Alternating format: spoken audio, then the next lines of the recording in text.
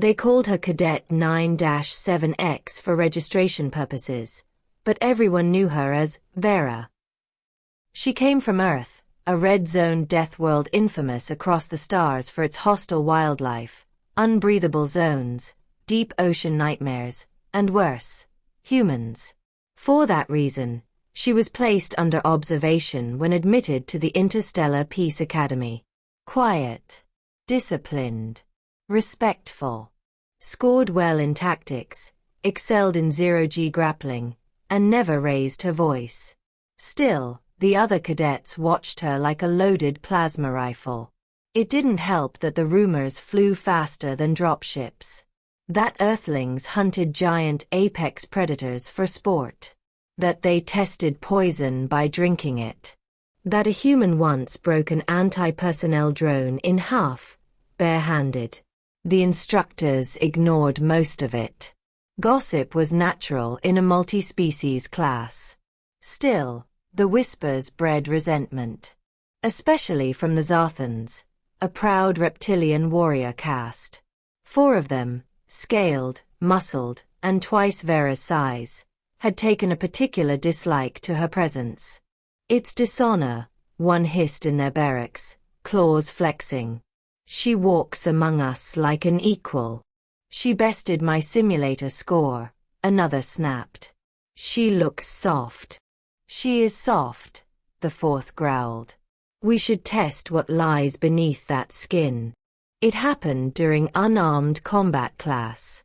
Instructor Calharn, a grizzled Vortari who had seen 5 campaigns in the Nebula Wars, had just dismissed the group to pair off for sparring drills.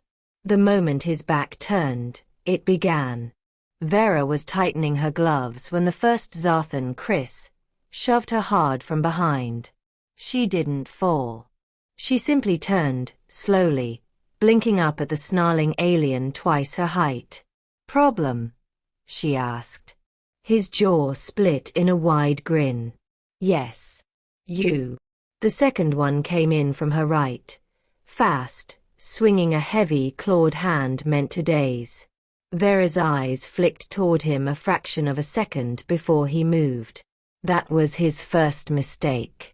She ducked low and drove her shoulder into his midsection with a force that shocked him. The wind exploded from his lungs. As he gasped, she seized his wrist, twisted it, and flipped him over her back. He hit the mat with a crack and didn't move. That was 2 seconds. The others reacted fast, but not fast enough. Zarthans were trained brawlers, strong, aggressive, but not used to fighting humans, let alone a Deathworlder. The third came in with both fists raised. Vera sidestepped, grabbed his elbow, and drove her palm into the nerve cluster under his arm. His knees buckled. She twisted, dropping to one knee and sweeping his legs from under him. He landed chin first and groaned, twitching. 5 seconds. Chris roared, swinging for her face with a bone blade he had hidden in his training belt. That changed things. It wasn't a spar anymore. Vera didn't hesitate. She leaned back, letting the blade whistle past her nose. In the same motion, she grabbed his forearm, planted her foot on his thigh, and pivoted. The joint snapped. Chris screamed. She let him fall. 9 seconds. The last one froze for a heartbeat, eyes wide. Vera tilted her head at him. I wouldn't. He lunged anyway, blinded by pride. He aimed a kick at her knee, fast and brutal. Vera caught it mid-air and spun, pulling him off balance, letting his own momentum flip him. He slammed down, winded and dazed. 12 seconds. The room was silent. 4 Zarthans groaned or whimpered on the floor. Vera stood over them, chest rising slightly, hair a little tousled. She turned to Instructor Calharn, who had stopped mid-step, mouth half open. She bowed. Requesting permission to complete my sparring drills with a non-injured partner, sir. He blinked, then nodded slowly. Permission. Granted. Medical drones buzzed in seconds, lifting the wounded Zarthans onto stretchers. Their pride would take longer to heal than their bones. After that, no one mocked Vera openly. The Zarthans never apologized, but they never looked her in the eye again either. Later that evening, Calhoun visited her bunk. "You broke Chris's arm," he said. "He drew a blade," she replied. "I didn't escalate." "No," the instructor agreed. "You handled it, surgically." "I grew up with 2 older brothers," she said with a small shrug. "They taught me how to fight. One time I lost a game of chess and put a chair through the wall.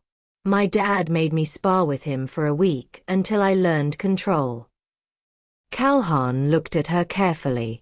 "This academy trains peacekeepers.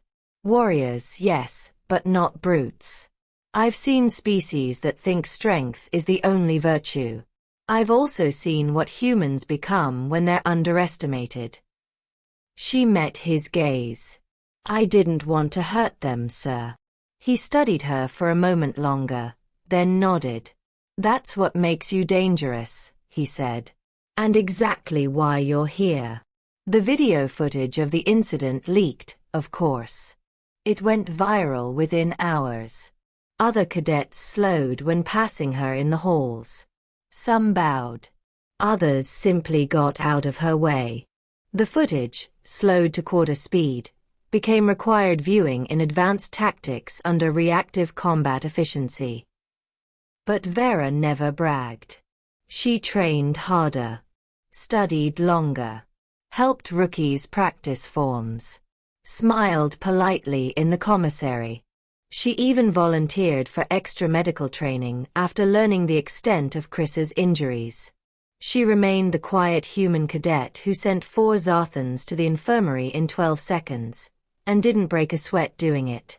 And somewhere deep in the Galactic Council's archives, a red flag lit up. Potential threat class. Extreme.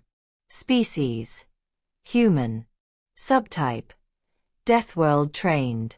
Recommend caution. But by then, it was too late. Humanity had arrived.